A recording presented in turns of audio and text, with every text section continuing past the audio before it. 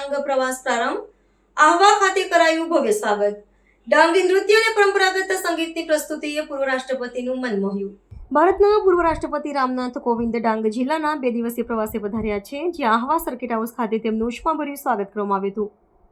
વહીવટીતંત્રના ઉચ્ચ અધિકારીઓની ઉપસ્થિતિમાં સ્થાનિક કલાકારોએ પરંપરાગત વેશભૂષામાં સજ્જ થઈ ડાંગી નૃત્ય અને સંગીત દ્વારા પ્રદેશના ભવ્ય આદિવાસી વારસાની મનમોહક ઝલક રજૂ કરી હતી.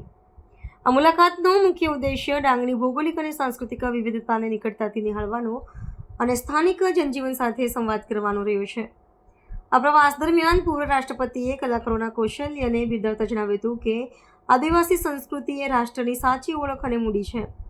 ડાંગ જેવા પ્રાકૃતિક સૌંદર્યથી ભરપૂર અને પરંપરાઓના જતન માટે જાણીતા જિલ્લાની મુલાકાત લેવી એ એક વિશિષ્ટ અનુભૂતિ છે. વિશ્લેષકોના મતે પૂર્વ રાષ્ટ્રપતિની મુલાકાતથી ડાંગના પ્રવાસન ક્ષેત્રને વેગ મળશે અને આદિવાસી હસ્તકલા તેમજ કલા સ્વરૂપને રાષ્ટ્રીય સ્તરે વધુ માન્યતા પ્રાપ્ત થશે.